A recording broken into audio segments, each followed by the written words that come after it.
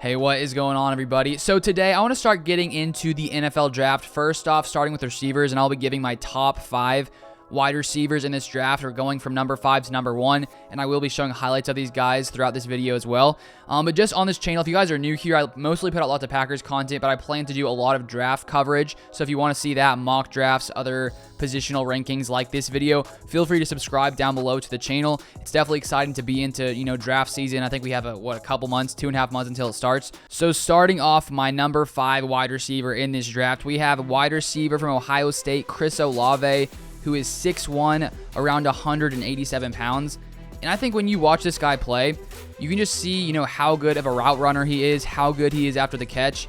He's very fast, and you can see just how slippery he is as well whenever he does get the ball in his hands. And so I think if you're a team, looking for a guy who has the speed, who has the ability to, get separation, he's definitely a very, very good option. And also with lots of these top 5 guys, lots of them have, different kinds of skill sets. Some are a little bit more similar.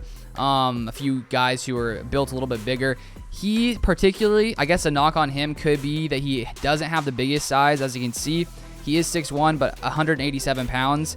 But I don't think that will stop him from, being productive in the NFL. I'm not sure if he'll end up being, a number 1, wide receiver option in the NFL, but definitely a very solid number 2 overall receiver for, whatever team decides to come in and get him. And I think just when you have that speed and you have that ability to create separation, especially like in the, quick passing game, I think he definitely brings, a lot to whichever team he ends up going to. So those are sort of my initial thoughts on Chris Olave. If we take a look at his stats from his time there at Ohio State, he came in 2018. He had 197 receiving yards. 2019, 840 receiving yards, 12 touchdowns. A really good season in 2019. 2020, he came back once again, 729 yards, 7 TDs in 7 games. Of course, with that season being a little different with COVID and everything. And then his past season, 2021, 65 receptions, 936 yards, and 13 touchdowns. So he definitely ended it off on a good note, and he should be, probably maybe end of the first round kind of guy. Who knows? There's lots of differing opinions right now because we still are in February, and lots of things could change. And who knows? Maybe as well as the future goes on, once we see like the NFL Combine, lots of other things, maybe my rankings will change a little as well. So those are sort of my initial thoughts on Chris Olave. So now moving on to my number 4 wide receiver, we have Drake London, who is 6'5", 210 pounds, out of USC. And I think when you watch Drake London play, I mean, he's just such a big guy, and you just see his ability to go up and get the ball, no matter where it is, because clearly any cornerback he's facing off against is probably going to be in a mismatch. There's not many 6'5" corners, and so because of that, he's able to use his size, he's able to use his body to go up and basically catch any ball, that comes his way. He boxes guys out, goes up, has very, very strong hands, and, really gets it done in that way. But even though he is 6'5", he's still pretty quick. He's not insanely fast. He's not the best route runner, but when you're 6'5", you don't necessarily have to be, an elite route runner. I think Chris Olave is a lot, quicker, of course, because he's a lot smaller. Same with, Garrett Wilson as well. But I think when you watch Drake London play, I think he's a guy that can be, that number 1 wide receiver on your team at 6'5", 210 pounds. He's also really good after the catch, just because he's such a strong physical guy and he has, some speed, that he is able to, stiff arm guys to push him to the ground, and he's a really tough guy to bring down. So I think if you're any quarterback in the NFL, if you get him on your team, I think you're pretty happy, just because, especially in a place like the red zone where you're just trying to, find someone that you can give it to and trust. I think he's that kind of, great possession wide receiver that can really get it done in that area. And I think the one thing that people, talk about him that they don't like is that he may not be, create the most separation with his routes, but at the same time, as we said, because he has that big build and he's able to position his body well, he can still, get the job done. So he may not be that kind of quick slot kind of receiver, but he definitely has the build to, I think, be a great wide receiver in the NFL. We take a look at his stats in college.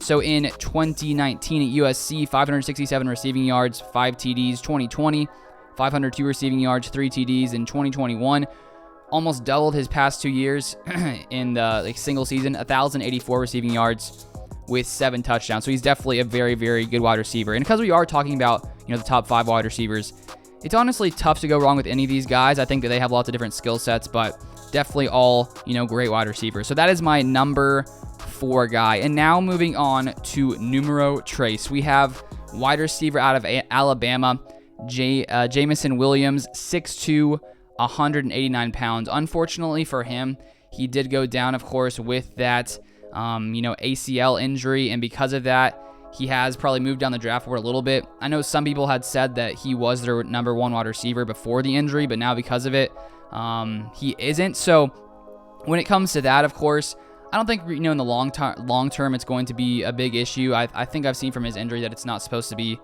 really limit him in the future once he is ready to come back. But clearly, if you draft him, you're not going to probably have him for the first good bit of the season. But when it comes to looking at the long term, I still think that he's a great option. So watching Jamison Williams, you can just see the elite speed that he has, his ability to just burn pretty much anyone on the field.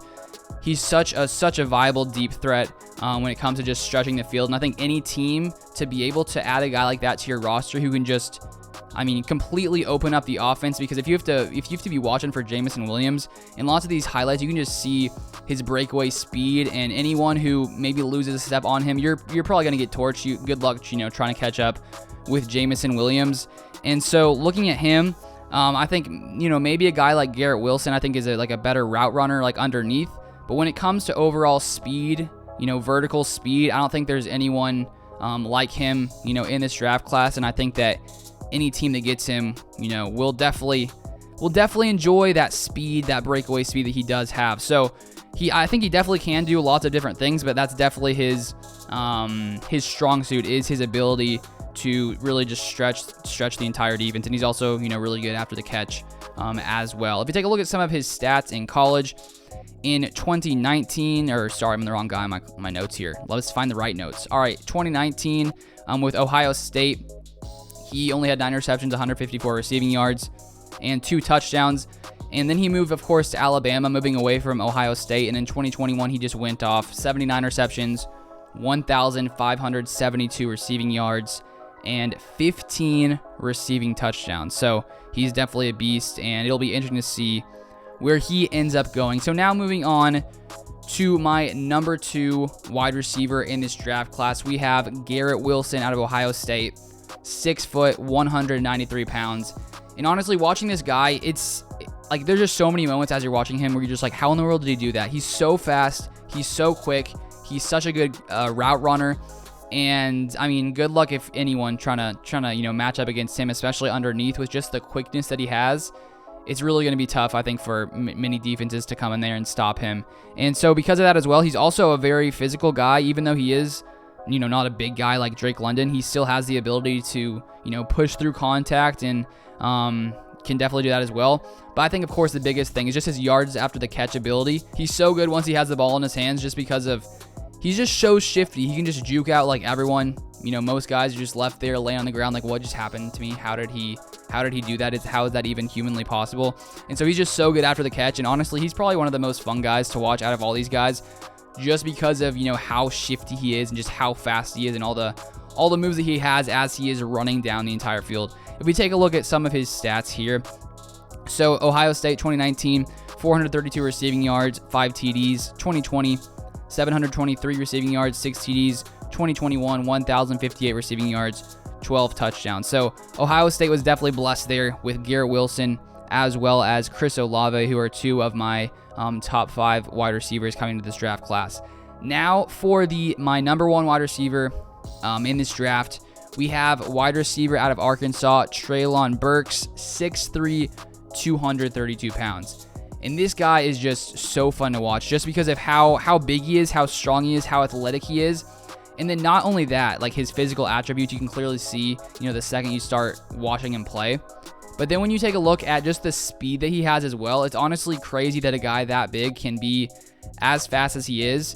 And there's a couple plays where he gets the ball, and just when he has the open field and there's no one in front of him, he can pretty much outrun most people. I'm curious to see exactly, what his 40 time is when he does come into the NFL draft. But he's so fast and he can really burn people. So when you have a guy who can do that and is also as big as he is, I just think that he could be, I just feel like he has one of the highest upsides of receivers. I don't think he's quite as good of a route runner as a guys, like Chris Olave and Garrett Wilson. But of course, he is a lot bigger. And similar to Drake London, just his ability to jump up there, catch contested balls, do all that kind of stuff. He's really, really good when it comes to lots of those things. So really good acceleration, really great when it comes to contested catches.